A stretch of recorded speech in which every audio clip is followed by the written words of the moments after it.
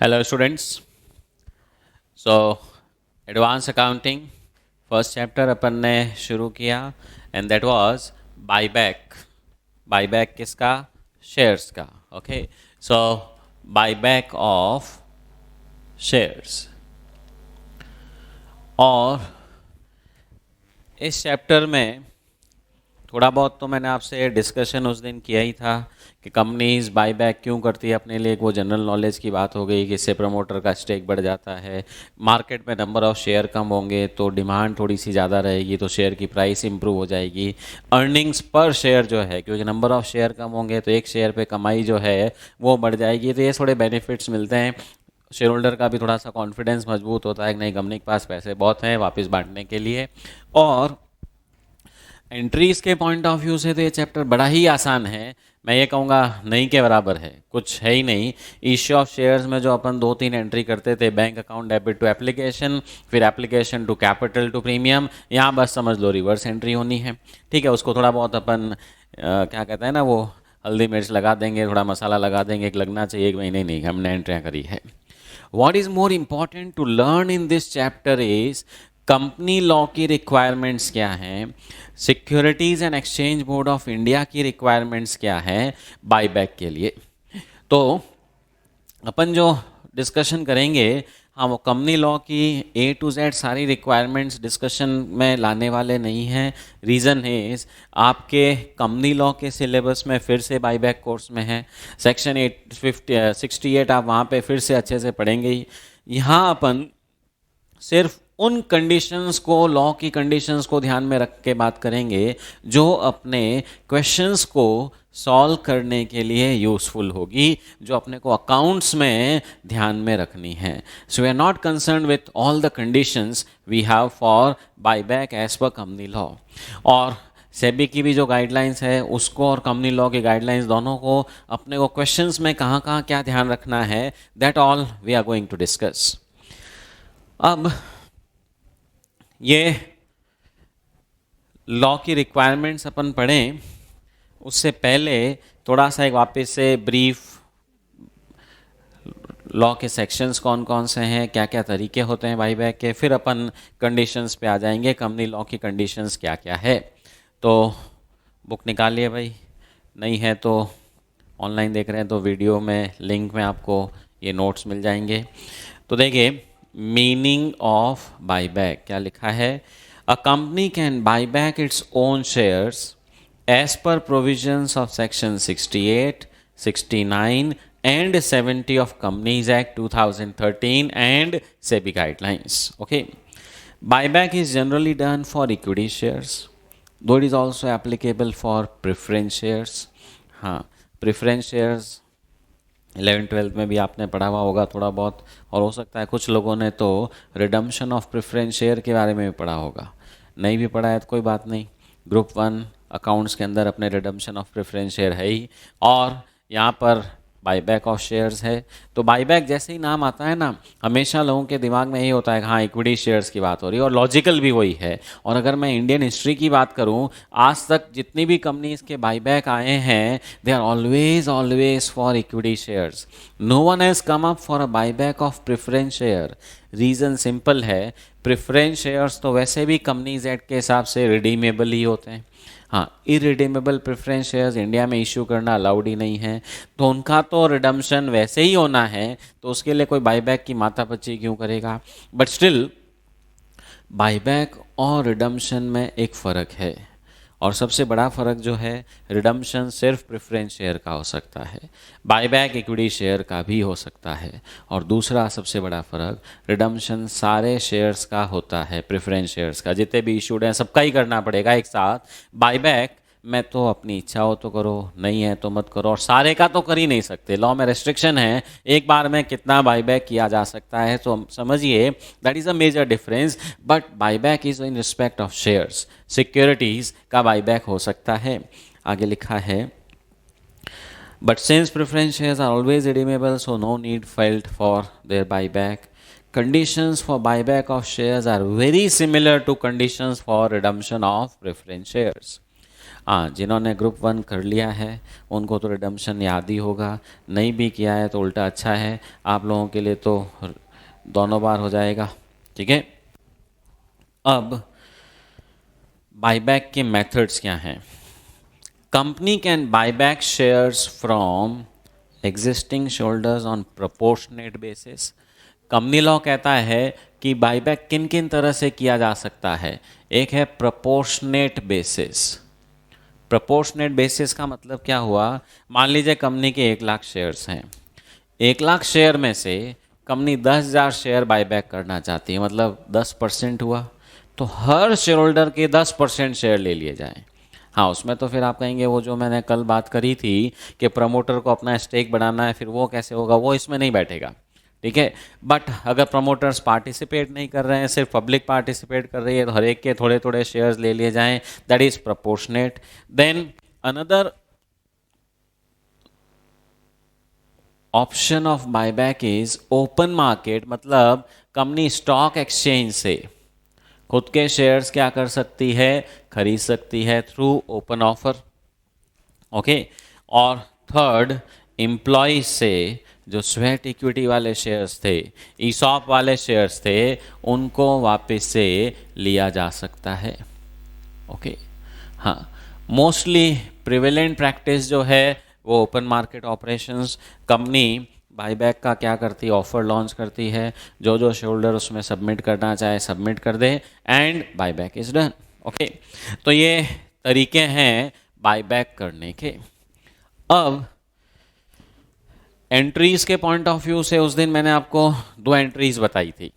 एक एंट्री मैंने कहा था एप्लीकेशन अकाउंट वाली जो अपनी एंट्री थी उसको रिवर्स करना है। वहाँ क्या होता था, bank account debit to share application, पैसे आते थे, यहाँ पैसे जाएंगे, तो मैंने आपको कहा था ऐसे कर लो, share buyback account debit to bank, पैसे दे दिए। फिर उधर क्या एंट्री होती थी, application debit to capital to premium, या reverse, it will be equity share capital debit securities premium debit to share buyback account. Okay, तो ये 2 एंट्रीज आप कहेंगे ठीक है कर देंगे साहब, कि पहली एंट्री पैसा देने की, दूसरी एंट्री कैपिटल और प्रीमियम राइट ऑफ करने की। हाँ, प्रीमियम कब आएगा, मान लीजिए 10 रुपये की फेस वैल्यू का शेयर आपने अपने शोल्डर से 25 रुपये में ख़रीदा, यानी कि 15 रुपये प्रीमियम दिया, तो पहली एंट्री तो कितने से हो रही है भाई, 25 रुपये से। दूसरी एंट्री कैपिटल में तो कैपिटल वाला अमाउंट ही जाएगा, प्रीमियम 15 रुपये डेबिट करना पड़ेगा टू शेयर बायबैक अकाउंट 25 रुपये। हाँ, 12 का थोड़ा बहुत कुछ याद है भाई, सिक्योरिटीज़ प्रीमियम डेबिट करने का मतलब यूज़ कर रहे हैं, तो कंपनी लॉ के रेस्ट्रिक्शंस हैं, पर उसमें बायबैक क्या है, अलाउड है, कोई चिंता नहीं। हाँ, आप किसी के मन में ये आ सकता है सिक्योरिटीज़ प्रीमियम पहले से हो ही नहीं तो क्या करेंगे, कोई दिक्कत नहीं, दूसरे रिजर्व्स भी हैं जो काम में आते हैं। बट समझिए ब्रॉडली ये 2 एंट्रीज़ हैं, इसीलिए मैंने कहा एंट्रीज़ में कुछ ऐसा रखा नहीं है। हाँ, एग्ज़ाम में इस चैप्टर में से क्वेश्चन आने का मतलब ये समझ लो बोनस मार्क्स की तरह है। क्वेश्चन 5 नंबर से ज़्यादा का आएगा नहीं, ठीक है, कभी कभार 10 का आ जाता है, उसमें फिर क्या करते हैं, थोड़ा लंबा थोड़ा और भी काम डाल देते हैं, but still it's free marks because entries are extremely simple. But अपने लिए मैंने आपको कहा इम्पॉर्टेंट क्या है, लॉ की रिक्वायरमेंट्स। इंस्टीट्यूट के स्टडी मटेरियल का, एग्ज़ाम का, पेपर का अगर मैं बात करूं, the level of questions which have always been asked is very simple. पर अपन जो क्वेश्चंस करेंगे, क्योंकि एंट्रीज़ में कुछ रखा नहीं, उन्होंने बस वो एंट्रीज़ वाले क्वेश्चंस घसे पिटे रखे हुए हैं, अपन जो क्वेश्चन करेंगे वो थोड़े एडवांस लेवल के करेंगे, ताकि लगना चाहिए कि हाँ हमने लॉ की रिक्वायरमेंट को बहुत अच्छे से पढ़ लिया है, समझ लिया है, लीगली कोई भी कुछ कैलकुलेशन का पूछे हम कर सकते हैं, एंट्री तो हर एक को जा कर के यही करने वाली है। ठीक है, तो अब वो लीगल रिक्वायरमेंट्स क्या हैं, that we need to understand. So company law और सेबी ने जो कंडीशंस डाली हुई है बायबैक के लिए, देखिए कुछ बेसिक कंडीशंस, हाँ बुक में ध्यान दीजिए। पहली कंडीशन क्या लिखी हुई है, the buyback must be authorised bye articles company में होता है ना भाई, हर कंपनी का एक articles of association, memorandum of association, जिसको MOA AOA बोलते हो। तो आर्टिकल्स ऑफ एसोसिएशन में कंपनी के क्लॉज होना चाहिए कि कंपनी अपने शेयर्स का बाई बैक कर सकती है।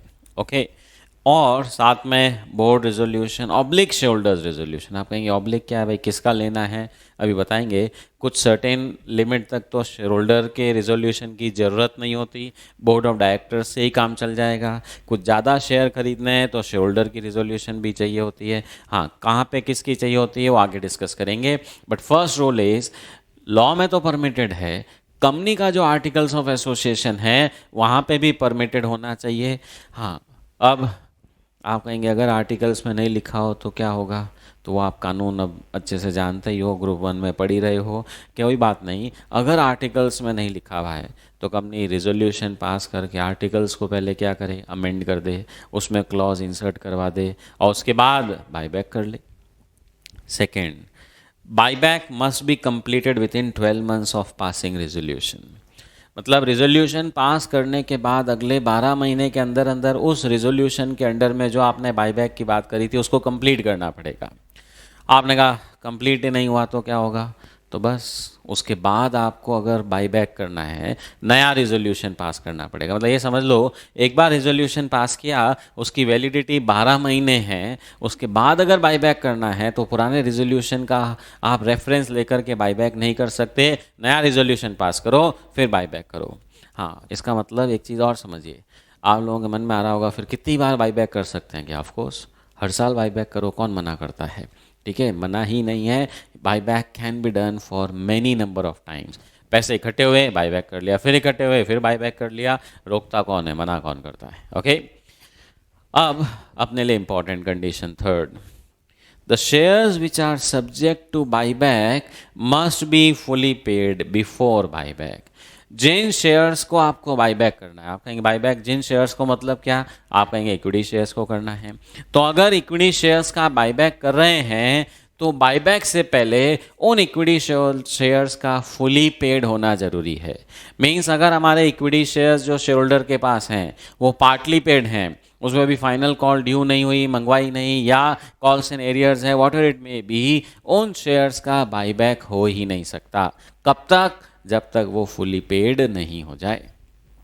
इसको ऐसे समझिए, सपोज कंपनी की जो शेयर कैपिटल है, it consist of 1 lakh shares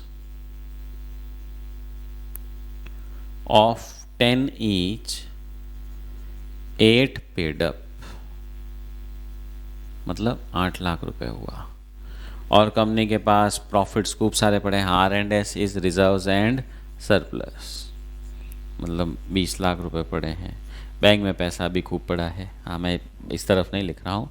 अब कंपनी की इच्छा हो गई, हमको 10,000 शेयर क्या करने हैं, खरीदने हैं, और एक शेयर हम 30 रुपये के हिसाब से खरीदेंगे। शोल्डर से 10,000 शेयर हम वापस से खरीदेंगे और उनको किस रेट से पैसा करेंगे, देंगे 30 रुपीज़। शोल्डर भी खुश, दिए हुए कितने उसने, 8 रुपये, वापस कितने मिल रहे हैं, 30 रुपये। हाँ देखिए, बहुत ज़्यादा भी ऐसी बात नहीं है कि 8 का 30 हो गया। शोल्डर ने जब शेयर खरीदे थे आज से 2, 4, 5 साल पहले, तब 8 में खरीदे होंगे।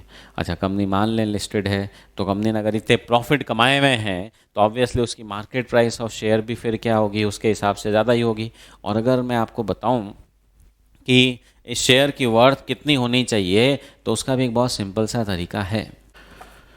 तो एक सिंपल सा मेथड आपको बताता हूँ कि अगर आपने किसी कंपनी का शेयर लिया हुआ है तो उसकी मार्केट प्राइस क्या होगी, उसका एक सिंपल सा फॉर्मूला बता रहा हूँ। It's not always works, but still, जैसे कंपनी की कैपिटल 8 लाख रुपए है, प्रॉफिट 20 लाख है, तो इसका मतलब कंपनी के पास एसेट्स, चाहे वो फिक्स्ड एसेट हो, करंट एसेट हो, ठीक है, 28 लाख की तो होगी। आप कहेंगे लाइबिलिटी हो तो कोई बात नहीं, 10 लाख की लाइबिलिटी होगी तो ये फिर 38 लाख हो जाएगी, नेट तो 28 लाख ही रहेगा।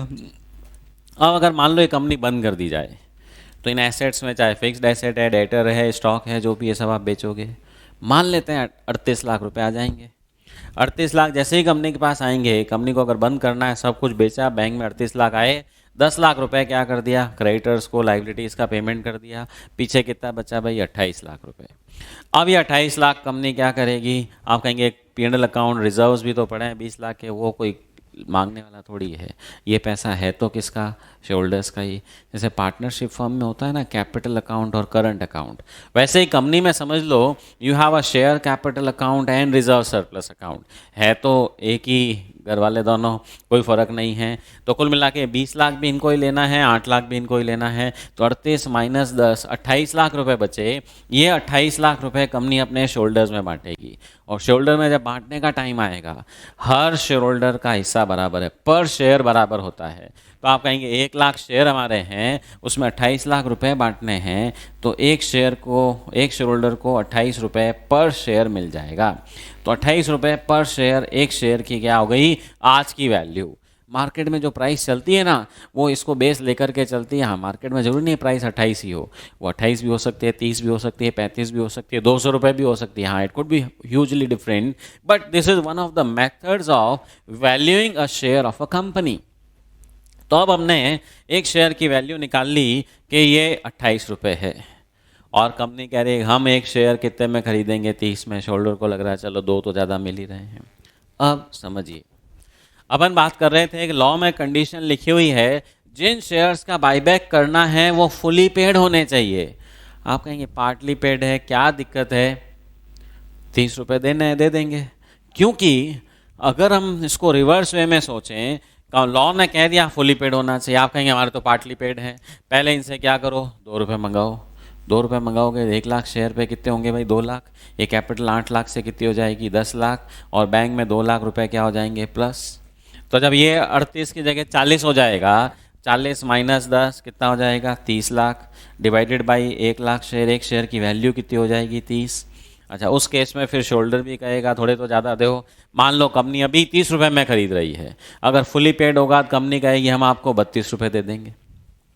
अब समझिए, एक शेयर, हाँ आप कहेंगे 32 देगी कहाँ, कंपनी के पास पैसे कहाँ हैं, सारे शेयर थोड़ी खरीदने हैं, 10,000 ही खरीदने हैं। सारे खरीदने हो तो फिर वाइंडिंग अप होता है, फिर बाईबैक नहीं होता। लॉ कहता भी है buyback should not be for the purpose of winding up, for the purpose of D listing. ऐसा भी बाईबैक मत कर देना कि सब खत्म, नो, उसके लिए रूल अलग है भाई। आदमी बीमार होता है तो हॉस्पिटल जाता है, ये थोड़े शमशान घाट भेज दो, लास्ट में तो जाना ही है। तो there is a difference between buyback and liquidation. Liquidation अपना अगला चैप्टर है, अभी अपन फिर बाईबैक की ही बात कर रहे हैं।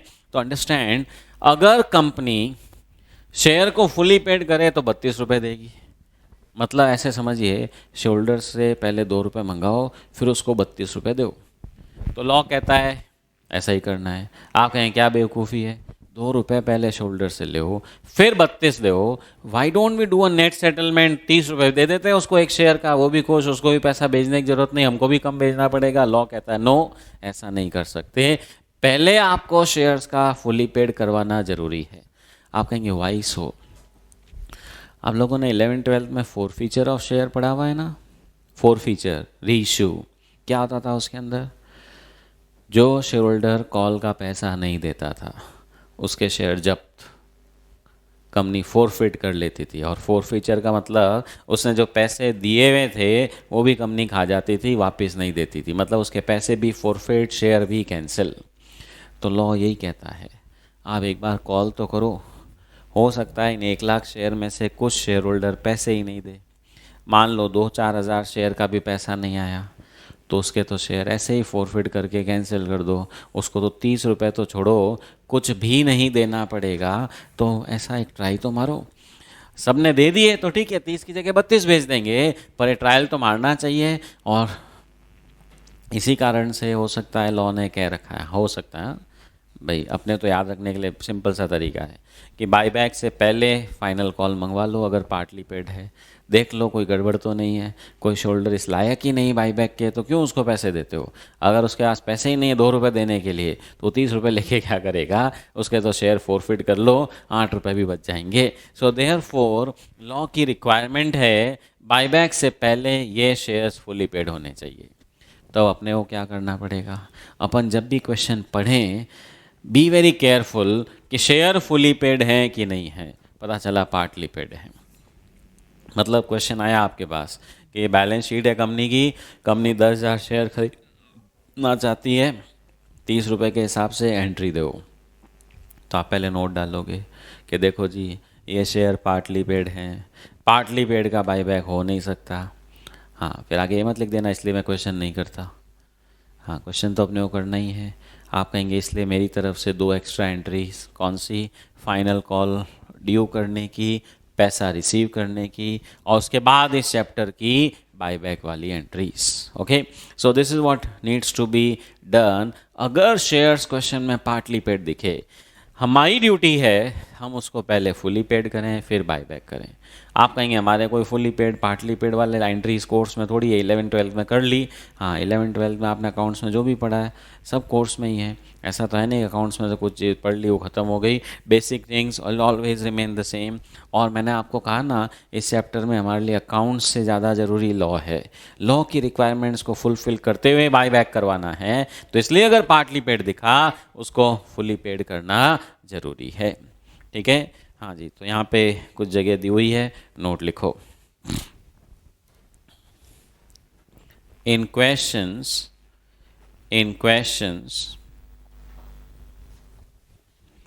if shares are partly paid, in questions if shares are partly paid, we have to first make them fully paid. We have to first make them fully paid by making and receiving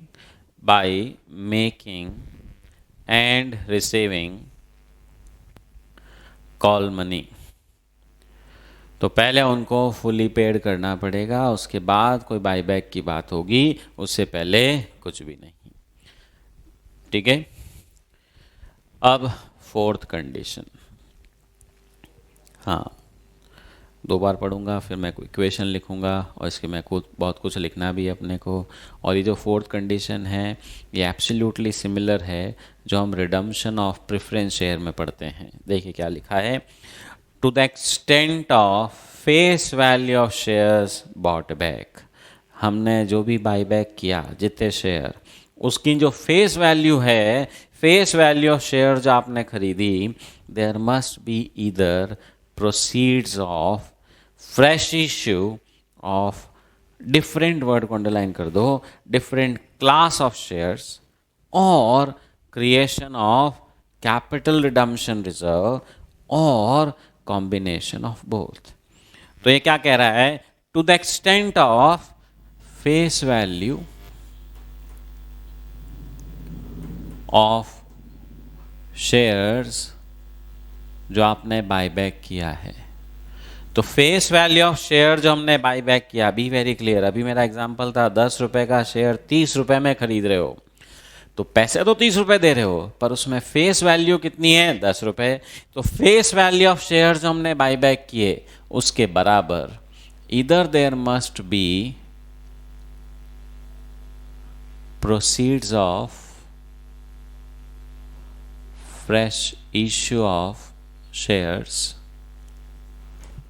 और and combination of capital redemption reserve. Fresh issue of, हाँ एक और word है ना इसमें important वाला, different class of shares. Okay, so जितना हम face value of share buyback करते हैं उसके बराबर या तो proceeds of fresh issue of different class of shares होना चाहिए, और CRR, और लास्ट में लिखा और कॉम्बिनेशन ऑफ बोथ, इसीलिए मैंने एंड लिख दिया। दिस प्लस दिस भी चलेगा, दिस और दिस भी चलेगा। अब ये कंडीशन क्या है, इसको कैसे ध्यान में रखना है क्वेश्चंस में। हाँ कहेंगे क्यों है, तो क्यों है वो मैं भी यहाँ डिस्कस नहीं करूँगा, क्योंकि रिडम्पशन ऑफ प्रेफरेंस शेयर में एब्सोल्युटली सेम कंडीशन है, वहाँ हम इसको डिटेल में डिस्कस करते ही हैं। ओके, अननेसेसरी डुप्लीकेशन होएगा। तो अभी मेरा एग्जाम्पल था कि हम 10,000 शेयर खरीदने वाले हैं ऑफ 10 ईच, पर खरीदेंगे कितने में, 30 रुपये में। तो 10,000 शेयर अगर मैं बाईबैक करूंगा ऑफ 10 ईच, मतलब कितना हुआ भाई, 1,00,000 रुपये। तो ये जो सेकेंड फोर्थ पॉइंट है, ये इस 1,00,000 रुपये की बात कर रहा है कि फेस वैल्यू ऑफ शेयर्स आपने कितना बाईबैक किया, 1,00,000 रुपीज़। इस 1,00,000 रुपीज़ के बराबर या तो proceeds of fresh issue of different class of shares होना चाहिए, means there must be some fresh issue of different class of shares, और कैपिटल रिडम्पशन रिजर्व, इसको सीआरआर नाम से जाना जाता है। ओके, कैपिटल रिडम्पशन रिजर्व बनाओ या फ्रेश इश्यू करो, मतलब कॉम्बिनेशंस क्या हो गए कि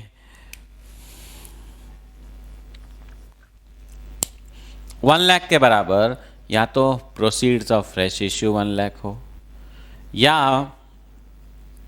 1,00,000 के बराबर सीआरआर 1,00,000 का हो, या 1,00,000 के बराबर इन दोनों की टोटल जो है वो 1,00,000 हो। मतलब ये अगर 60,000 है तो ये 40 हो जाना चाहिए, ये अगर 80 है ये 20 चलेगा, ये 5,000 है तो ये 95,000 चलेगा। मीन्स किसी एक से भी काम चल सकता है और दोनों के कॉम्बिनेशन से भी काम चल सकता है, पर ये लीगल रिक्वायरमेंट है कि जितना आप शेयर बायबैक करते हो उतनी फेस वैल्यू हमारी शेयर कैपिटल की क्या हो जाती है, रिड्यूस। कारण हम बायबैक में क्या करते हैं, शेयर कैपिटल अकाउंट को डेबिट करते हैं। शेयर कैपिटल अकाउंट को डेबिट करने का मतलब कैपिटल क्या हो गई, रिड्यूस हो गई। रिड्यूस क्यों हुई, क्योंकि उसका बैलेंस पहले से क्या था, क्रेडिट, अब क्या हो गया, डेबिट, अकाउंट रिड्यूसेस। तो लॉ कहता है कैपिटल कम नहीं होनी चाहिए, तो कैपिटल कम नहीं करनी है तो उसका दो इलाज दिया उन्होंने, या तो फ्रेश इश्यू कर दो, हाँ फ्रेश इशू सेम शेयर का नहीं। फिर तो आप कहेंगे कि हुआ क्या, कि अपने एक्स शेयर्स, एक्स से तो शेयर खरीदे, वाई को इश्यू किए, घूम फिर के कैपिटल तो वही रह गई, पर इतनी मेहनत करने का क्या फ़ायदा हुआ। But different class of share, different class का मतलब क्या, कि अगर मैं इक्विटी शेयर बाईबैक कर रहा हूँ तो मैं फ्रेश इश्यू किसका कर सकता हूँ, प्रेफरेंस शेयर्स का। या आजकल कंपनी लॉ अलग अलग क्लास ऑफ इक्विटी शेयर भी इश्यू करना अलाउ करता है। इस चैप्टर में अपन लास्ट में पढ़ेंगे differential voting rights and all that. तो एक से ज़्यादा क्लास ऑफ इक्विटी शेयर भी हो सकते हैं, क्लास ए, क्लास बी। तो मान लो मैं क्लास ए के इक्विटी शेयर बाईबैक कर रहा हूँ, मैं क्लास बी के इक्विटी शेयर इश्यू कर सकता हूँ, ठीक है। हाँ जी तो एक काम करिए, ये वाली इक्वेशन लिखिए, हाँ ये 4 पॉइंट के बाद जो जगह है वहाँ लिखिए, face value of shares buyback, face value of shares buyback, मतलब जितने भी शेयर आपने खरीदे उसकी जो टोटल फेस वैल्यू है, एक शेयर की फेस वैल्यू नहीं, 10 रुपये की बात नहीं हो रही है, 10,000 शेयर इंटू 10 रुपये, 1,00,000 रुपये की बात हो रही है। Face value of shares buyback equals to, ये किसके बराबर होना चाहिए, proceeds of fresh issue, proceeds of fresh issue of different class of shares, proceeds of fresh issue of different class of shares and oblique or capital redemption reserve, bracket में लिख दो भाई CRR, ठीक है। हाँ ये एक तरह से इक्वेशन हो गई, ये बहुत इंपॉर्टेंट है, बहुत यूज़फुल है। कई सारे क्वेश्चंस में क्या होगा, आपको फ्रेश इशू दिया हुआ होगा कि साहब 60,000 किया, तो CRR अपने को याद रख के निकालना पड़ेगा। कभी CRR दे देगा तो फ्रेश इशू अपने को निकालना पड़ेगा, जैसा भी है। अब थोड़ा सा टेक्निकलिटी पे आते हैं, what is the meaning of proceeds, what is the meaning of fresh, और डिफरेंट क्लास की तो अपन ने बात करी थी कि अगर मैं इक्विटी शेयर बायबैक कर रहा हूँ प्रेफरेंस शेयर इशू कर रहा हूँ, कर सकता हूँ। क्लास ए के इक्विटी शेयर बाईबैक कर रहा हूँ, क्लास बी के प्रेफरेंस शेयर इशू कर सकता हूँ। So that is always there. But ये थोड़ा वर्ड प्रोसीड्स जो है, वर्ड फ्रेश इशू जो है, उनको भी थोड़ा सा समझना पड़ेगा। तो नोट लिखो, फर्स्ट फ्रेश इश्यू लिखो, fresh issue must be for the purpose of buyback only। Fresh issue का मतलब यहाँ पर है कि बाईबैक के लिए ही हमने ये शेयर्स इशू किए हैं। ओके, मतलब अगर बाईबैक नहीं होता तो हम ये शेयर्स इशू करने वाले ही नहीं थे। Okay, it should be for the purpose of buyback. Fresh, ताज़ा चाहिए। आपने कहा हमने पहले से कुछ शेयर इशू कर रखे हैं, उनकी कॉल मनी मंगाएंगे, वो भी पैसा आएगा ना? नो। देखिए, लॉ की रिक्वायरमेंट यहाँ इसलिए रखी गई है, कैपिटल कम हो रही है, उतनी हमको वापस नई कैपिटल चाहिए। ऐसे समझ लो, पार्टनर एक्स जा रहा है तो उसकी जगह नया पार्टनर डालो, उतने ही पैसे डालो। और अगर नहीं है, कोई भी जीरो है, तो उसमें एक सीआरआर का कॉन्सेप्ट है। आप कहेंगे ये क्या चीज़ होती है? तो लॉ में दो कारण से सीआरआर बनता है, एक रिडम्पशन ऑफ प्रेफरेंस शेयर में, एक बाईबैक में। अब वो सीआरआर किससे बनता है? मान लो पीएनएल अकाउंट से, पीएनएल से अमाउंट सीआरआर में ट्रांसफर कर दो। आप कहेंगे फिर इसका क्या उखाड़ लेंगे? तो सीआरआर का एक्सक्लूसिव कंपनी लॉ में एक यूज़ है, बोनस शेयर्स, यानी कि बाद में भी वो शेयर्स में कन्वर्ट होंगे। तो समझिए, आज मेरी ये वाली कैपिटल कम हो रही है, उसके बराबर या तो नई कैपिटल आएगी, और ये नहीं आ रही है तो सीआरआर बना दिया, और सीआरआर के सेफ्टी क्या हो गई, आगे जाकर के वो भी शेयर कैपिटल में ही क्या होगा, कन्वर्ट होगा। मतलब कुल मिला के कैपिटल के बदले में कैपिटल चाहिए, चाहे डिफरेंट क्लास की हो, चाहे सीआरआर के थ्रू हो। तो अब सेम कैपिटल तो चलेगी ही नहीं कि हमने जो बाईबैक किया उन्हीं शेयर्स को फ्रेश इशू में दे दें। फिर पर्पस क्या? आपने कहा अच्छा 10,000 शेयर खरीदे हो 10 रुपए के, 1 लाख रुपया हुआ, 1 लाख के फ्रेश इशू कर दो, तो फिर क्या मतलब हुआ? वापस 10,000 शेयर इशू कर दिए, वही 10 बाईबैक किए, कुछ भी मत करो। तो इसलिए डिफरेंट क्लास का पॉइंट डाला। हाँ, तो अपन बात कर रहे थे फ्रेश इशू, लिख दिया must be for the purpose of buyback only. अब उससे भी इंपॉर्टेंट टर्म है ये प्रोसीड्स। बहुत ध्यान से समझ सुनिएगा वर्ड प्रोसीड्स, मतलब कलेक्शन। ओके, अमाउंट रिसीव्ड, यहाँ प्रोसीड्स का मतलब अमाउंट रिसीव्ड। इसको ऐसे समझिए, कंपनी ने कहा कि हमको बाईबैक करना है, कितने? 10,000 इक्विटी शेयर्स का, और इसके लिए कंपनी ने कहा हम एक फ्रेश इशू कर रहे हैं। आपने कहा बहुत बढ़िया, कर दो भाई। और कंपनी ने कहा हम 6,000 प्रेफरेंस शेयर इशू करेंगे ऑफ 10 ईच। आपने कहा ओके, 6,000 शेयर 10 रुपए वाले तो 60,000 रुपये हुआ, तो ठीक है भाई, 40,000 का सीआरआर। पर आगे क्वेश्चन ने लिखा कि हम 6,000 शेयर ऑफ 10 ईच इशू करेंगे, और अभी एप्लीकेशन प्लस अलॉटमेंट पे 7 रुपये मंगाएंगे, बाकी के 3 रुपये 2 साल बाद मंगवाएंगे, और रिडम्पशन बाईबैक तो हमको कब करना है? आज। तो यहाँ पे वर्ड यूज हुआ है प्रोसीड्स, कलेक्शन। आप कहेंगे कलेक्शन 10 रुपये हुआ क्या? नो, कलेक्शन 10 रुपये नहीं, कलेक्शन तो 7 रुपये ही हुआ है। आप कहेंगे बाकी के 3 रुपये भी तो आएंगे ना 2 साल बाद। 2 साल बाद क्या आएंगे?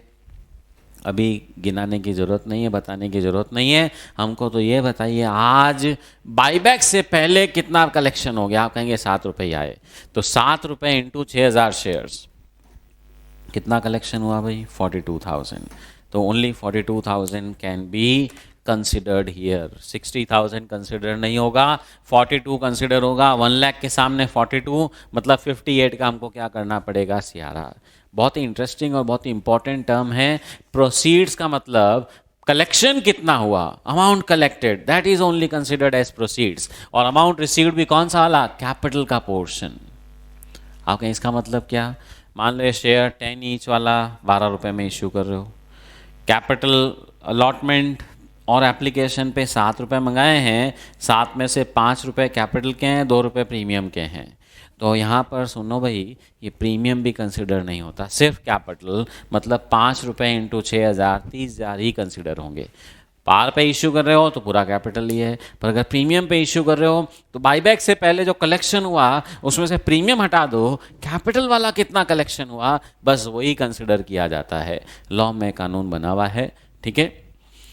हाँ, इसका कारण क्या है वो अभी मैंने आपको कहा था थोड़ी देर पहले, ये मैं यहाँ इस चैप्टर में डिटेल में डिस्कस नहीं करूँगा क्योंकि रिपीटेशन हो जाता है. वी विल कवर इट और we have covered it in group 1 accounts redemption of preference share, क्योंकि वहाँ पे सेम एब्सोल्युटली ये सारी कंडीशंस हैं. हाँ लिखो भाई, प्रोसीड्स. हाँ पहला पॉइंट तो हो गया था, फ्रेश इशू इस बाईबैक के लिए होना चाहिए. सेकंड पॉइंट लिखिए, proceeds. Proceeds means amount received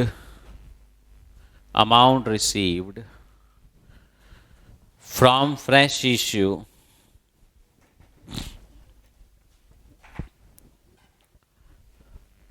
only in respect of share capital, only in respect of share capital, only in respect of share capital before amount received only in respect of share capital before buyback, only in respect of share capital before buyback. Buyback से पहले पहले कितना पैसा आ गया, जो buyback के बाद पैसा आएगा वो कंसिडर नहीं होगा. बाईबैक से पहले प्रीमियम का पैसा आया वो कंसिडर नहीं होता. नोट लगाओ भाई. देखिए पॉइंट नंबर 1 हो गया. पॉइंट 2, ये पॉइंट 2 का नोट है, मतलब एक तरह से सब पार्ट है. लिखिए,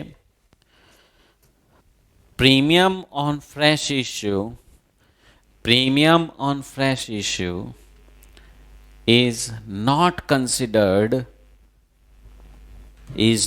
considered in proceeds. proceeds में प्रीमियम ऑन फ्रेश इश्यू को कंसिडर नहीं किया जाता. ठीक है, क्लियर? हाँ एक और नोट लगा दो, note number 2. Amount to be received, amount to be received on fresh issue, amount to be received on fresh issue after buyback is not considered. वो भी कंसिडर नहीं की जाती है.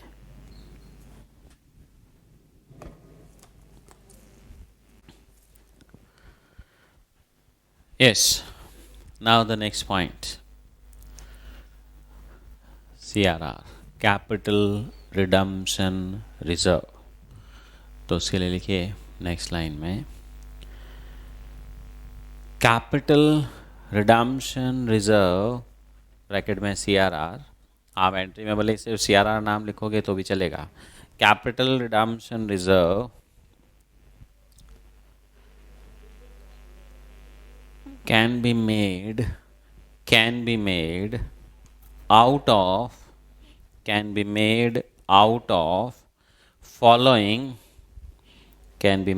out of following reserves and surplus.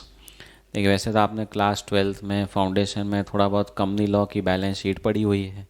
Companies की balance sheet कैसे बनती है, शेयर कैपिटल के बाद रिजर्व सरप्लस आता है. रिजर्व सरप्लस में एक अकेला P&L तो होता नहीं है. सिक्योरिटीज़ प्रीमियम भी हो सकता है, जनरल रिजर्व भी हो सकता है, कैपिटल रिजर्व भी हो सकता है, एक capital redemption reserve, debenture redemption reserve, ऐसे कई सारे रिजर्व्स होते हैं.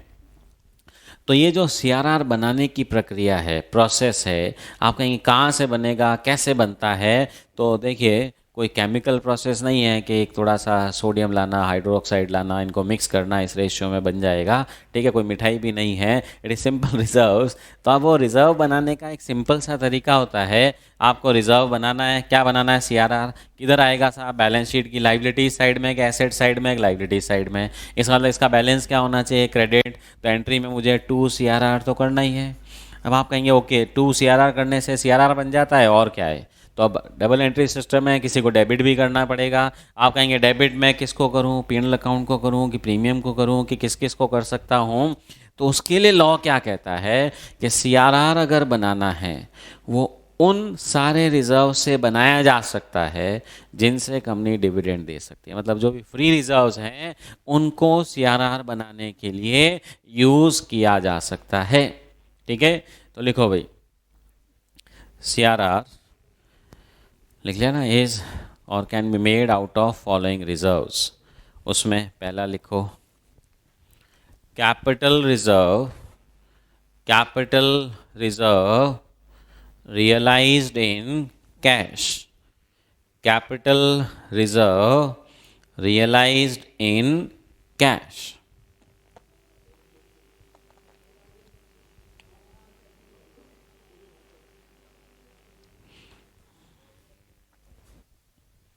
ठीक है, दूसरा पॉइंट लिखिए।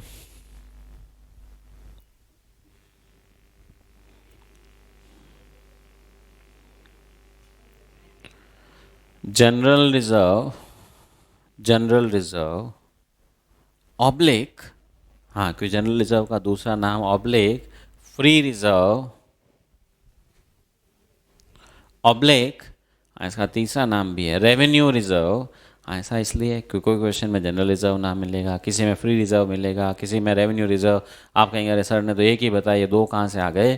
तो सब एक ही जैसे हैं, सब भाई बंधु है, एक ही आदमी के तीन नाम है, ऐसे समझ लो। होता है ना भाई, एक स्कूल वाला, एक घर वाला, एक मोहल्ले वाला, एक फ्रेंड्स वाला। ठीक है, तीसरा नंबर लिखो, P and L appropriation account. P and L appropriation का जो बैलेंस है, जो हमारा सरप्लस है, ठीक है, P and L appropriation account. Okay, note लिखो पहला, securities premium can not be used. हाँ, जगह खूब है आपके पास, चिंता न करें। Securities premium can not be used for C R R. C R R बनाने के लिए सिक्योरिटीज प्रीमियम काम में नहीं आता। नोट नंबर 2 लिखो। हाँ, मैंने पहला लिखा है कैपिटल रिजर्व, उसके आगे क्वालिफिकेशन क्या लिखवाई? Realised in cash. आप कहें ये क्या जमेला है भाई, capital reserve realised in cash, not realised in cash क्या होता है? तो सुनिए एक एग्जांपल। आप लोगों ने एक रीवैल्यूएशन का कॉन्सेप्ट पढ़ा होगा, पार्टनरशिप में तो बहुत आता है। नया पार्टनर आना चाहिए कि कोई जाना चाहिए, आप कहेंगे बस रीवैल्यूएशन करेंगे साहब, किसी की वैल्यू बढ़ाएंगे, किसी की कम करेंगे। तो मान लीजिए कंपनी ने अपनी फिक्स्ड एसेट की वैल्यू, एक लैंड थी 10 लाख में खरीदी हुई, कंपनी ने कहा आज इसकी वैल्यू 12 लाख है, हम इसकी वैल्यू 2 लाख से बढ़ाना चाहते हैं। तो एंट्री कर दी land account debit to revaluation 2 lakh रुपये। पार्टनरशिप फर्म में तो पार्टनर्स में ट्रांसफ़र हो जाती है। कंपनी में तो क्या होगा, ये बैलेंस शीट की लायबिलिटी साइड में आकर के आ जाएगा रीवैल्यूएशन 2 लाख रुपए। इधर लैंड की वैल्यू जो 10 लाख थी वो 2 लाख से बढ़ के कितनी हो जाएगी? 12 लाख। अब ये भी रिजर्व सरप्लस है। कई बार इसका नाम रीवैल्यूएशन रिजर्व नहीं लिख के क्या लिख दिया जाता है? कैपिटल रिजर्व लिख दिया साहब। अब क्या ये capital reserve realised in cash है? आप कहेंगे लैंड बेची है क्या? कि नहीं बेची नहीं, खाली वैल्यू बढ़ाई है। खाली वैल्यू बढ़ाने से क्या कैश में पैसा आ गया? नहीं। तो ये प्रॉफिट एक तरह से लॉ मानता है कि अभी जेन्युइन नहीं है, इसको हम डिविडेंड के फॉर्म में नहीं बांट सकते, इसलिए इसको रिजर्व्स में कहीं पे भी ज़्यादा तवज्जो नहीं दी जाती है, इसलिए सीआरआर बनाने में भी इसको लॉ ने मना कर दिया, काम नहीं आएगा। पर मान लो ये लैंड बेच दी आपने और ये प्रॉफिट इधर गया, ऑफ कोर्स काम आएगा क्योंकि रियलाइज्ड इन कैश है। एक और कैपिटल रिजर्व का एग्जांपल जो आपको आता है, शेयर फॉरफीचर करके री इश्यू कर दिया और बचा हुआ अमाउंट फॉरफीचर का कैपिटल रिजर्व में जाता है। अब वो कैपिटल रिजर्व भी रियलाइज्ड इन कैश है, कारण फॉरफीचर में कौन सा अमाउंट जाता है? याद है भाई, जो कैपिटल का पैसा पहले आया था और हम खा गए, फॉरफिटेड, तो कैपिटल का पैसा कैश में आया था, वही फॉरफीचर में पहुंचा, वही अमाउंट कैपिटल रिजर्व में ट्रांसफ़र किया, रियलाइज्ड इन कैश है, काम में आता है। अब हमारी दुविधा, क्वेश्चन इतनी रामायण तो देगा नहीं, क्वेश्चन ने बैलेंस शीट में कैपिटल रिजर्व दे दिया, ये नहीं कहा कि कैसे बना, फॉरफीचर से बना, लैंड को रीवैल्यू करने से बना, किसी एसेट को रीवैल्यू करने से बना, या बेचने से बना, कुछ लिखा हुआ नहीं है। तो हम इसको क्या माने? रियलाइज्ड इन कैश काम में ले लें, या ये मान लें नॉट रियलाइज्ड इन कैश और काम में ही नहीं लें? तो सुनो भाई, इसका रूल, कुछ नहीं लिखा है तो हम क्वेश्चन सॉल्व करने से पहले एक नोट लगा के आएंगे कि कैपिटल रिजर्व बैलेंस शीट में दिख रहा है, इसके बारे में कुछ, इसके बारे में कुछ क्वालिफिकेशन नहीं दी है कि कौन सी क्वालिटी का है, क्या है, और जब नहीं दिया है तो हम भी इसको हाथ ही नहीं लगा रहे, हमने भी छोड़ दिया कि आवारा होगा, मतलब नहीं है, मतलब बेकार, कोई काम का नहीं। तो नोट लगाओ भाई, in absence of information, in absence of information, question अगर कुछ नहीं दे, in absence of information, it is assumed it is assumed that capital reserve it is assumed that capital reserve is not realized is not realized in cash is not realized in cash, and therefore it will not be used, and therefore it will not be used, काम में नहीं लेंगे. Okay तो ये एक बड़ी important condition question आया buyback का. पता चला साथ में फ्रेश इशू की एंट्री भी आ रही है, कारण बाईबैक के लिए फ्रेश इशू करना पड़ेगा. नहीं भी कर रहे हैं तो सीआरआर तो बनाना ही पड़ेगा. तो इसीलिए मैंने कहा ना, सिर्फ 2 एंट्री में अपन जान छोड़ने वाले नहीं हैं, कुछ एक्स्ट्रा करेंगे. एक सीआरआर की एंट्री एक्स्ट्रा हो जाएगी, एक फ्रेश इशू की एंट्री हो जाएगी. उसमें हो सकता है एप्लीकेशन कैपिटल वाली एंट्री भी पूछ ले. भाई वही है ना, 5 नंबर का अगर 10 नंबर करना है तो खूब पूछ लेगा, पर जनरली ऐसा किया नहीं जाता है क्योंकि 11-12 फाउंडेशन में उन सब की टेस्टिंग हो गई, fresh issue and all that. वहाँ तो फ्रेश इशू की, यहाँ इस चैप्टर में हम बस सीधी शॉर्टकट में एंट्री करते हैं. Bank account debit to share capital, मतलब बैंक टू एप्लीकेशन भी नहीं, सीधा कैपिटल एंड दैट्स ऑल. हाँ, फिर बाईबैक की एंट्री और फिर एक सीआरआर की एंट्री तो करनी ही रहेगी. अब एक 5वीं कंडीशन लास्ट, क्या लिखा है? If buyback is at premium, होता ही जनरली, ये वाला एग्जाम्पल भी मेरा ही लिखा हुआ था. 10 रुपये का शेयर 30 रुपये में खरीद रहे हैं, तो 10 रुपये का शेयर 25 में खरीदा हुआ था, जैसे मान लो यहाँ पे 25 वाला था, तो 15 रुपये प्रीमियम को मैंने किस में डेबिट किया? Securities premium. तो अगर बाईबैक प्रीमियम पे है, such premium is provided that is written off from following reserves. हाँ, उसमें पहला नाम लिखो भाई. आप कहेंगे हाँ, मैंने आपको उस वक्त पूछा भी था, बताया भी था कि अगर बाई चांस सिक्योरिटीज प्रीमियम नहीं हो तो चिंता न करो, बैलेंस शीट में जो दूसरे रिजर्व हैं उनको भी काम में ले सकते हैं. कौन कौन से रिजर्व्स काम में ले सकते हैं? आउट ऑफ फॉलोइंग रिजर्व्स में लिखो, पहला सिक्योरिटीज प्रीमियम, सिक्योरिटीज प्रीमियम. दूसरा लिखो capital reserve realised in cash, capital reserve realized in cash. तीसरा लिखो general reserve oblique revenue reserve oblique free reserve. हाँ, वही ऊपर वाला टीपता है वापस, अभी जो सीआरआर के लिए लिखा.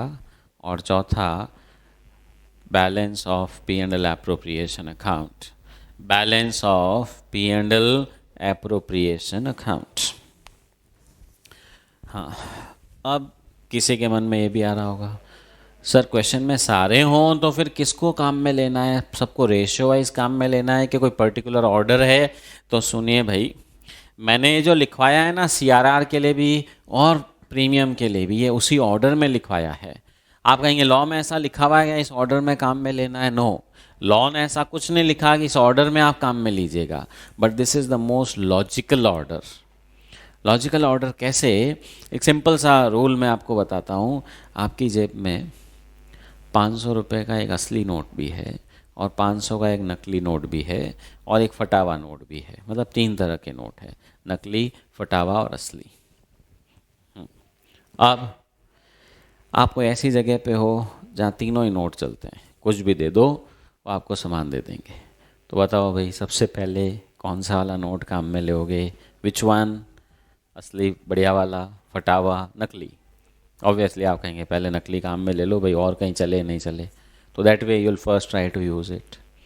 और कोई दूसरी जगह ऐसी आ गई जहाँ 2 ही चल सकते हैं, तो मान लीजिए फटावा और असली, मतलब सही वाला, तो आप कहेंगे फटावा चलाओ. और कहीं है जहाँ वो दोनों ही नहीं लेता, तो आप कहेंगे वहाँ तो वो लगाना ही पड़ेगा.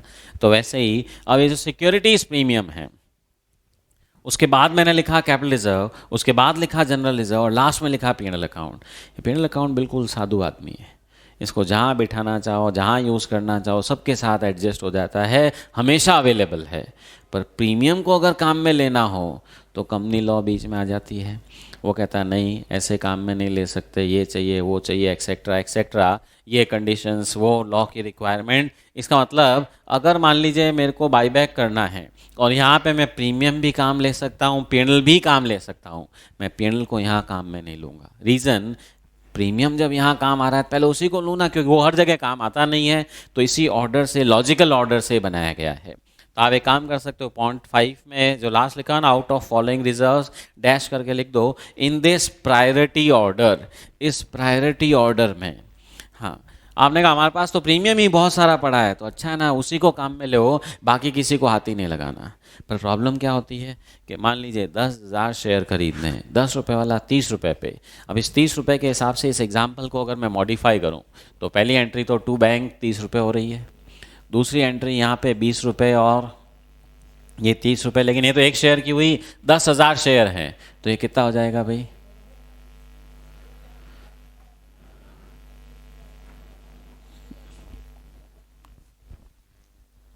3 लाख रुपए। कैपिटल कितने से डेबिट होगी? 1 लाख। प्रीमियम कितने से डेबिट होगा? 2 lakh. And 2 share buyback account 3 lakh. अब प्रीमियम 2 लाख रुपए होना चाहिए ना। आपने कहा बाई चांस प्रीमियम तो मेरी बैलेंस शीट में 70,000 ही है, तो 70,000 वो काम ले लो।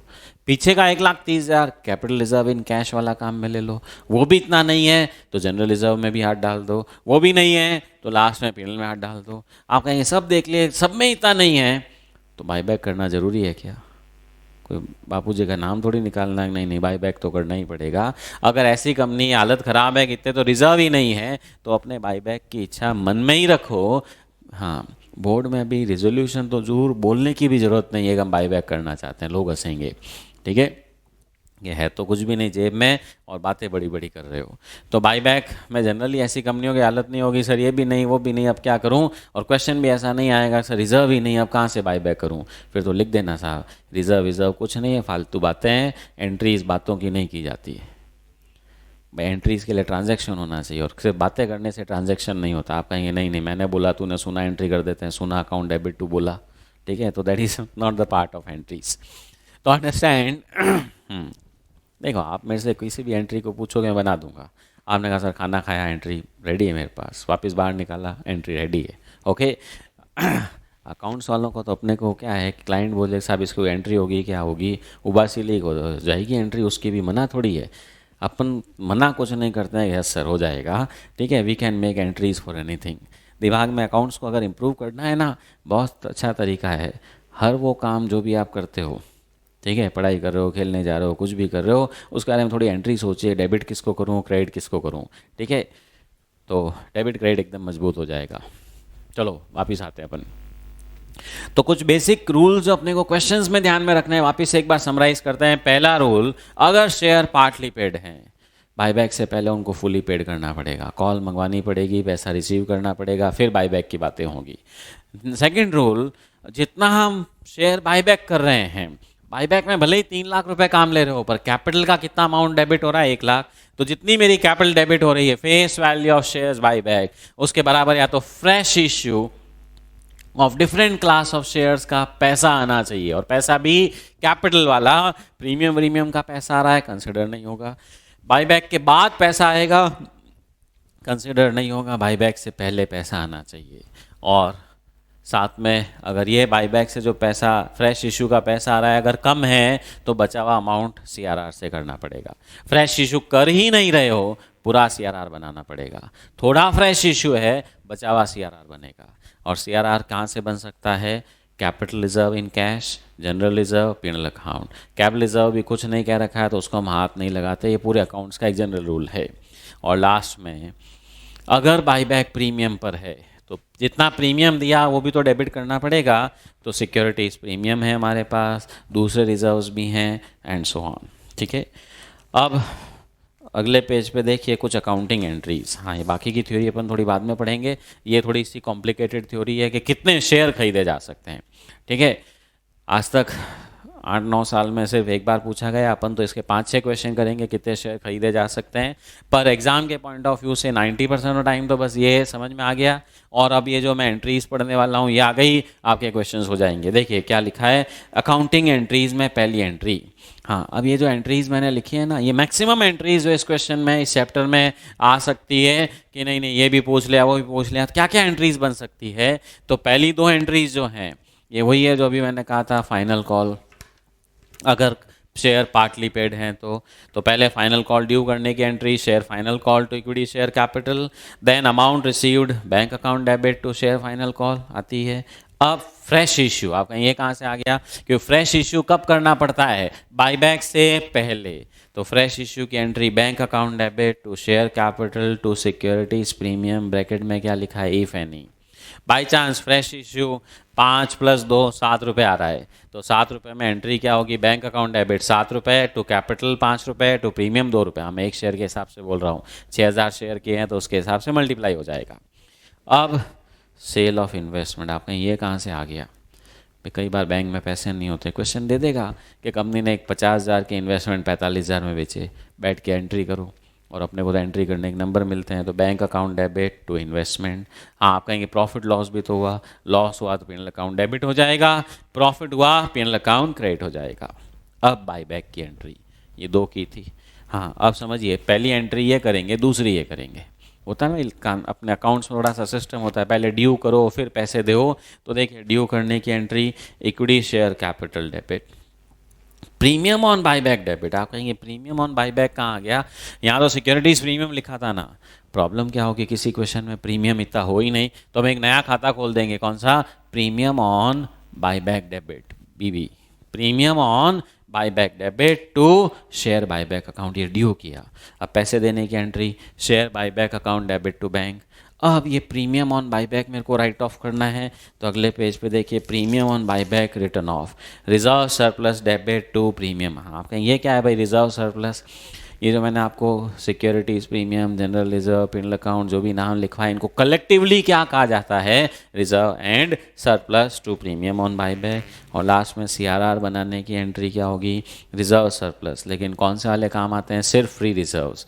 फ्री में 3 थे, capital reserve in cash, general reserve और पीएनएल अकाउंट टू सीआरआर। तो ये देखिए, थ्योरी में मैक्सिमम एंट्रीज लिखवा दिए, क्वेश्चंस में जरूरी नहीं कि 8 की 8 हो। फुली पेड था, पहली 2 एंट्री उड़ गई, इन्वेस्टमेंट का कोई पॉइंट नहीं, एंट्री उड़ गई, फ्रेश इश्यू नहीं, वो एंट्री कम हो गई। ठीक है, तो अब आप कहेंगे फिर तो मिनिमम ये 2 एंट्री तो है ही, प्रीमियम को राइट ऑफ करने वाली एंट्री, सीआरआर वाली एंट्री। ठीक है, ये 4 एंट्री आपके यहाँ, सीआरआर भी किसी में फ्रेश इश्यू आ गया, पता चला सीआरआर बन ही नहीं रहा है, तो क्वेश्चन पे डिपेंड करेगा कितनी एंट्री एग्जामिनर हमसे करवाना चाहता है। ठीक है, तो अब देखिए एक क्वेश्चन अपन इसका कर लेते हैं आज। देखिए, class assignment first question, Zaveri Limited resolved to buy back 3 lakh of its fully paid equity shares. Okay, तो 3 लाख इक्विटी शेयर बाईबैक करने की बात हो रही है, ऑफ 10 ईच एट 12 रुपीज़ पर शेयर। 10 रुपये का शेयर 12 रुपये में खरीदा जा रहा है, मतलब प्रीमियम कितना दे रहे हैं अपन, 2 रुपये। हाँ, इस चैप्टर में थोड़ा सा याद रखिएगा, कैपिटल प्रीमियम जा रही है, आ नहीं रही है, पैसा आ नहीं रहा है, पैसा जा रहा है। तो हमेशा आदत थी कैपिटल को, प्रीमियम को क्रेडिट करने की, यहाँ आदत क्या डालनी पड़ेगी, डेबिट करना है। For this purpose it issued, for this purpose it issued, so for the purpose of redemption fresh issue होना चाहिए। आप कहेंगे यहाँ बात बराबर है, इसी के लिए इसने इशू किया 10,000 प्रेफरेंस शेयर इशू किए, 13% वाले, ऑफ 10 ईच एट पार, पार पे इशू किए हैं, total sum being payable with application. और इन प्रेफरेंस शेयर का सारा पैसा एप्लीकेशन पे ही मंगा लिया, मतलब ये झगड़ा खत्म। बाईबैक से पहले पहले फ्रेश इश्यू कर दिया और पार पे था 10 रुपये पे और पूरा पैसा आ गया, मतलब amount received is total 10 rupees. The company uses 8,50,000 of its balance in securities premium account apart from its adequate balance in general reserve. Adequate मतलब खूब है। हाँ, अमाउंट तो बताओ तुमको क्या करना, कितना चाहिए, 25 लाख ले जा, तो पूछने की जरूरत नहीं है ना, क्वेश्चन कह रहा है खूब है, आप इसकी चिंता मत करो। To fulfil the legal requirements regarding buyback, तो लीगल रिक्वायरमेंट के लिए क्वेश्चन ने कह दिया सिक्योरिटीज प्रीमियम में 8.5 लाख था और जनरल रिजर्व में तो भंडार भरपूर था, चिंता करने की जरूरत नहीं। पास journal entries for all the transactions involve in buyback. Now understand, हमको लॉ की कुछ कंडीशंस याद रखनी है। पहली, फुली पेड होने चाहिए। आप कहेंगे 3 lakh fully paid equity share of 10 each को बाईबैक करना है, ओके, फुली पेड है। Second, fresh issue plus CRR. आपने कहा साहब 3 लाख शेयर खरीद रहे हो, नंबर ऑफ शेयर 3 लाख है और एक शेयर 10 रुपये का है, तो 3 लाख शेयर का मतलब ये 3 लाख शेयर इंटू 10 रुपये कितना हो गया साहब? 30 लाख रुपए की फेस वैल्यू का बाईबैक हो रहा है। उसके बदले में प्रेफरेंस शेयर कितने इश्यू हो रहे हैं? 10,000 शेयर इश्यू हो रहे हैं। 10 रुपये वाले 1 लाख हुआ, 1 लाख ही है। It issued 10,000, 13% preference shares of 10, हाँ 10 ही चाहिए भाई, 100 तो है नहीं, तो 1 लाख ही है। 30 लाख के सामने फ्रेश इश्यू खाली 1 लाख का, इस मतलब CRR मुझे कितना बनाना पड़ेगा? 29 लैक्स का बनाना ही पड़ेगा। आप कहें कहाँ से बनाऊंगा? क्वेश्चन कह रहा है खूब जनरल रिजर्व है। आप कहें प्रीमियम भी है ना 8.5 लाख। देखो नोट क्या लिखाया था मैंने CRR के लिए, CRR के लिए एक नोट लिखाया होगा ना, सिक्योरिटीज प्रीमियम के not be use for CRR। दिमाग में फिट कर लो, CRR सिक्योरिटीज प्रीमियम एक दूसरे के दुश्मन, ठीक है, दोनों एक दूसरे के यहाँ नहीं आते। सिक्योरिटीज प्रीमियम से CRR नहीं बन सकता, तो आप कहेंगे कोई बात नहीं जनरल रिजर्व से बना लेंगे। और फिर क्या था? बाईबैक अगर प्रीमियम पे है, आप कहेंगे हाँ प्रीमियम पे है, 3 लाख शेयर खरीद रहे हैं 10 रुपये वाले 12 रुपये में, तो 2 रुपये प्रीमियम है, तो 3 लाख शेयर पे 2 रुपये के हिसाब से 6 लाख हुआ। हाँ, प्रीमियम के लिए कौन कौन से रिजर्व्स काम में आते हैं? आप कहेंगे सिक्योरिटीज़ प्रीमियम काम आता है, फिर general reserve and all that. Premium यहाँ 8.5 लाख है, कोई चिंता नहीं, अपने को तो 6 ही चाहिए। आप कहेंगे फिर बाकी के 2.5 लाख का क्या होगा? कोई ज़रूरी थोड़ी ये सब का सब खत्म करना है, पड़ा रहेगा बैलेंस शीट में। ओके, तो अब देखिए पहले इसका प्रेजेंटेशन समझ लीजिए।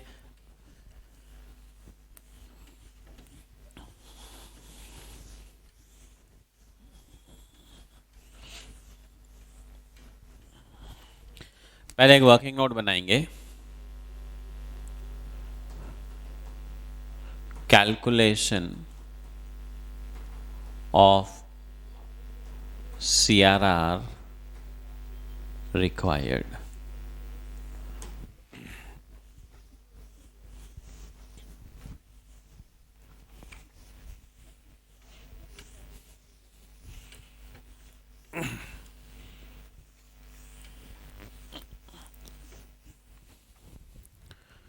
कैलकुलेशन ऑफ CRR रिक्वायर्ड लिखिए। Face value of equity shares buyback,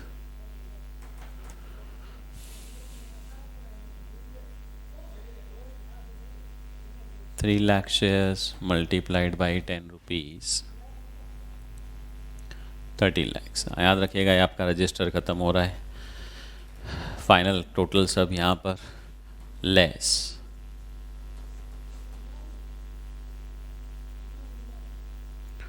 proceeds of fresh issue. Fresh issue में आप कहेंगे 10,000 preference shares at the rate of ₹10, 1 lakh.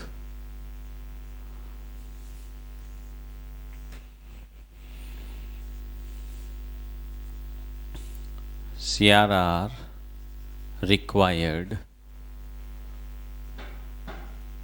29 lakhs। तो एकदम अच्छे बच्चे की तरह बढ़िया हैंड राइटिंग में प्रेजेंटेशन के साथ पहले अपन ये कॉपी कर लेंगे।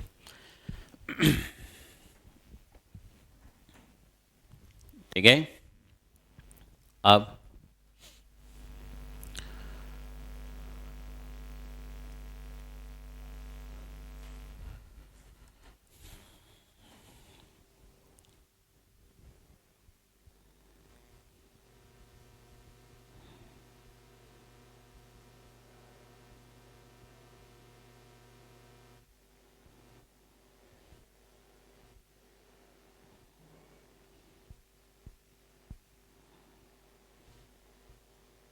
यस हो गया भाई, चलिए जी।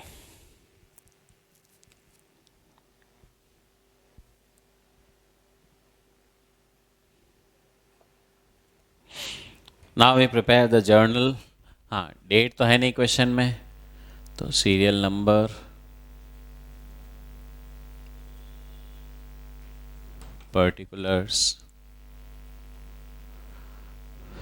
Debit in rupees, credit in rupees. ठीक है, रजिस्टर यहाँ आपका मान लो ख़त्म हो रहा है, डेबिट क्रेडिट उधर। हाँ, आप कहेंगे वो लेजर फोलियो ठीक है, वो 12वीं के बाद ख़त्म। ठीक है, अपने को नहीं बनाना है। अब एंट्रीज आप कहेंगे शेयर तो पहले से ही फुल्ली पेड है, वो तो कोई काम करना नहीं है। हाँ, पर फ्रेश इश्यू की तो सबसे पहले एंट्री होगी। हाँ, अब ये एप्लीकेशन का झंझट छोड़ो। 10,000 प्रेफरेंस शेयर इशू किए हैं, 10 रुपये वाले 10 पे इशू किए हैं, सीधी डायरेक्ट एंट्री ले समझ लो। 2-3 एंट्रियों को मर्ज करके bank account debit to 13% preference share capital account. कितना? 1,00,000 रुपीज। हाँ जी, नरेशन लिखो भाई। Being fresh issue of preference shares. हाँ, नरेशन में एक चीज़ बोलूँगा आपको, पहले भी कहा होगा, सीए इंटरमीडिएट में जनरल अगर पूछा है, नरेशन लिखना है घटिया से घटिया, छोटे से छोटा। Being preference share issue, being fresh issue made, कोई कैलकुलेशन नहीं, 10,000 इंटू देश देश नो नो, कोई लंबा चौड़ा नरेशन नहीं, घटिया से घटिया ही लिख दो, पर लिख दो। कारण क्वेश्चन एग्जाम में 2 तरह के आते हैं, एक नरेशंस नॉट रिक्वायर्ड, तब तो लिखना ही नहीं है। एक कुछ नहीं लिखा क्वेश्चन है, चुपचाप है, तो नरेशन लगाना है। अब होता क्या, मान लो 10 एंट्रीज का क्वेश्चन है, 10 नंबर का है, तो इंस्टीट्यूट क्या करती है कि ओके 10 नंबर का क्वेश्चन है, 10 एंट्रियाँ करनी है, सब एंट्री का 1-1 नंबर, ऐसे एग्जाम्पल दे रहा हूँ, तो 10 नंबर पूरे मिल जाएंगे। लास्ट में नोट डालती है, अगर नरेशन नहीं लिखा है तो 1 नंबर काट लेना, मतलब 10 की जगह 9 कर देना। मतलब सारी एंट्रीज का मिला करके 1 नंबर या मैक्सिमम 2 नंबर नरेशन के होते हैं। जनरली आप 1 नंबर समझ लीजिए, पर समझिए 4 क्वेश्चन में भी एंट्रीज आई तो 4 नंबर कट जाते हैं नरेशन नहीं लगाने के। तो इसलिए अपने क्या है, छोटे से छोटा नरेशन लगाओ, बस एग्जाम दिखना चाहिए नरेशन लगाया है। मैंने आपको पहले भी कहा था, he is more interested in these, ये लाइनें सब बराबर चल रही है, मतलब सब कुछ बढ़िया है। ओके, चलिए जी, अब एक एंट्री हो गई, दूसरी एंट्री करने से पहले एक लाइन खाली छोड़िएगा, फिर दूसरी एंट्री, हमेशा इस तरह से एग्जामिनर को दिखती रहे, ये पहली एंट्री, ये दूसरी एंट्री, ये तीसरी एंट्री, एक लाइन खाली छोड़नी है। आइए नहीं सर ये तो एग्ज़ाम में छोड़ देंगे, यहाँ हमारे घर की कॉपी है, ख़राब होती है, वेस्ट होती है, कुछ नहीं, एक अटैम्प्ट वेस्ट करने के बजाय एक एक्स्ट्रा रजिस्टर, ये समझ लो खाली लाइनों में चला गया, खाली लाइन छोड़नी है। सेकेंड एंट्री, हाँ, फ्रेश इशू कर दिया, अब तो सीधा बाई बैक ड्यू करना है। बाई बैक ड्यू करने की एंट्री क्या है भाई,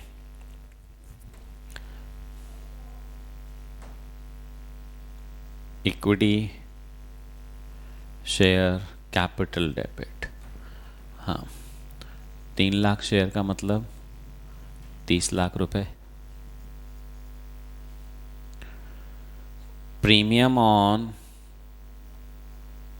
बाई बैक डेबिट 2 रुपए के हिसाब से 6 लाख रुपए, to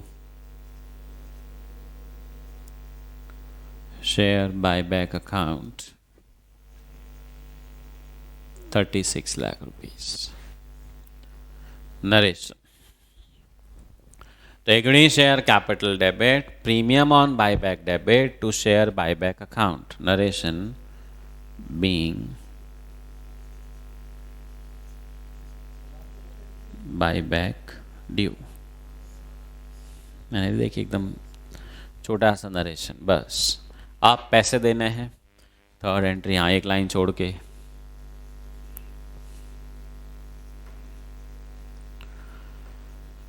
share buyback account debit 36 lakhs to bank 36 lakhs. Narration, being amount paid for buyback.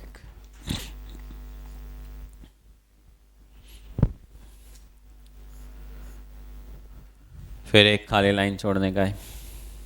अब 2 काम बाकी है, एक तो ये प्रीमियम जो हमने दिया 6 लाख रुपए, ये राइट ऑफ करना है, और दूसरा एक CRR 29 lakhs का बनाना है। प्रीमियम तो कहाँ से राइट ऑफ हो जाएगा, सिक्योरिटीज प्रीमियम से, तो entry securities premium account debit 6 lakh rupees to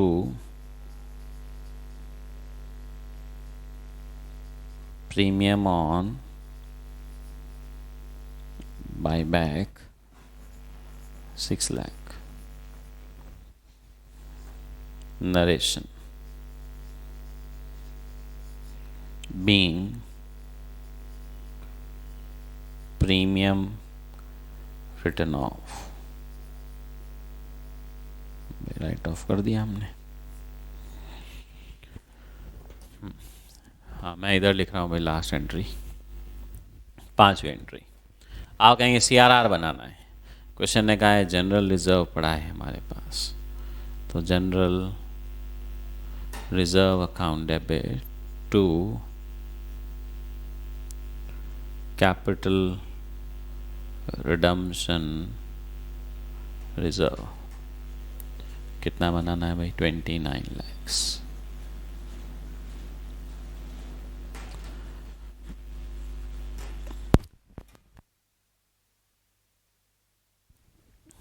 Narration. Being CRR made.